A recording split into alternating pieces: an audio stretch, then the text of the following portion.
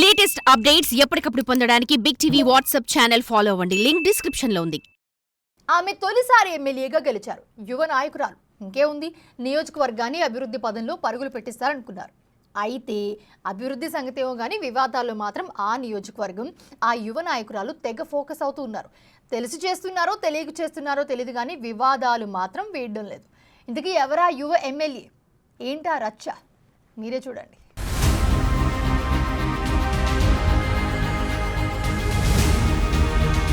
ఉమ్మడి అనంతపురం జిల్లాలో సింగనమల నియోజకవర్గానికి ఒక ప్రత్యేకమైన సెంటిమెంట్ ఉంది. ఇక్కడ ఎవరు గెలిస్తే ఆ పార్టీ అధికారంలోకి వస్తుందని సెంటిమెంట్ ఉండేది. గత 30 ఏళ్లుగా అదే సెంటిమెంట్ వర్కౌట్ అవుతూ వస్తోంది.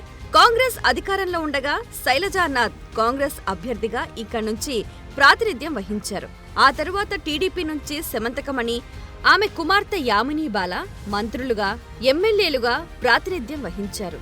ఆ తరువాత 2019లో వైసీపీ నుంచి జొన్నలగడ్డ పద్మావతి ఎమ్మెల్యేగా గెలిచారు.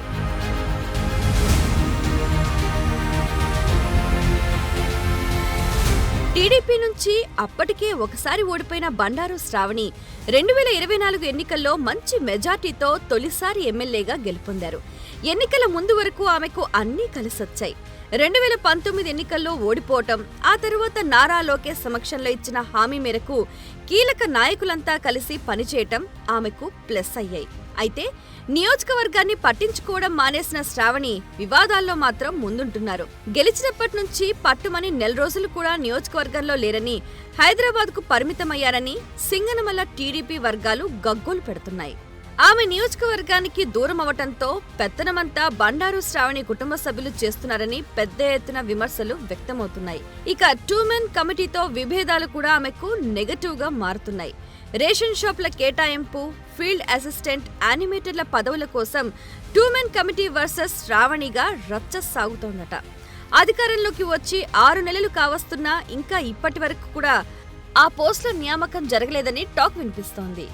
ఆ క్రమంలో ఇటీవల జరిగిన సమన్వయ కమిటీ సమావేశానికి ఎమ్మెల్యే శ్రావణి కూడా కాకుండా ఆమె తల్లి లీలావతి హాజరవ్వటం పెద్ద దుమారం రేపింది.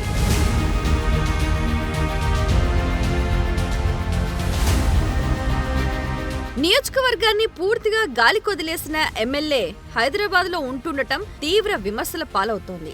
ఎవరైనా మొదటిసారి ఎమ్మెల్యే అయితే నియోజకవర్గంలో ఉండి పూర్తిగా పట్టు సాధించుకోవాలని చూస్తారు. కానీ శ్రావణి మాత్రం నియోజకవర్గానికి చుట్టపు చూపులా వస్తోందని, ఇక్కడ క్షేత్రస్థాయిలోని పదవుల పంపకాన్ని కూడా పట్టించుకోవటంపై టీడీపీ కార్యకర్తలు అసహనంలో ఉన్నారు. ఎమ్మెల్యే మాత్రం తనకు ఆరోగ్యం బాగాలేకపోవటం వల్ల హైదరాబాద్లో ఉండవలసి వస్తోందని, ఇన్ఫెక్షన్ ఎక్కువైన కారణంగా నగరంలో రెస్ట్ తీసుకుంటున్నానని సన్నిహితులతో చెప్పిస్తున్నారు.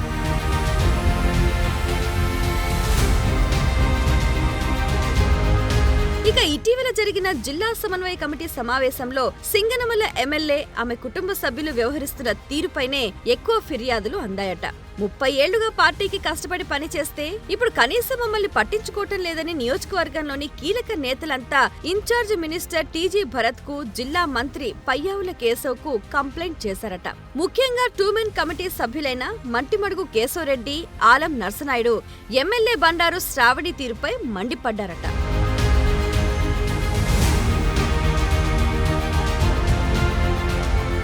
శ్రావణిపై అధిష్టానానికి సైతం ఫిర్యాదు చేయడానికి స్థానిక నేతలు సిద్ధమవుతున్నారు. 2019లో ఓడిపోయిన తరువాత శ్రావణి పార్టీ సభ్యత్వాల గురించి కూడా పట్టించుకోలేదని, అలాంటి సమయంలో తాము సొంత డబ్బులతో సభ్యత్వాలు చేయించామని స్థానిక నేతలు సమన్వయ కమిటీ సమావేశంలో వాపోయారు. తీరా ఇప్పుడు కనీసం తమకు గౌరవం దక్కలేదని, ఇదంతా బండారు శ్రావణి కావాలని చేయిస్తున్నారని వారు విమర్శలు చేశారట.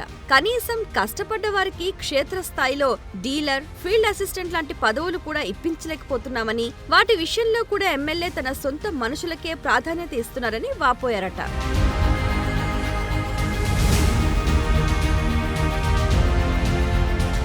ఇటీవల ఎమ్మెల్యే బండారు శ్రావణి పీఎస్సీ ఎన్నికల్లో సైతం ఓటు వేయకుండా ఎక్కడికో వెళ్లి అధిష్టానానికి కోపం తెప్పించారట.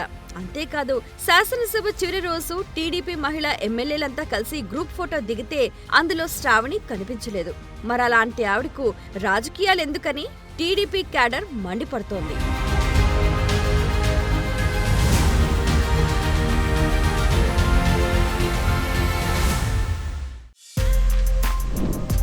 For more videos like this, subscribe Big TV channel.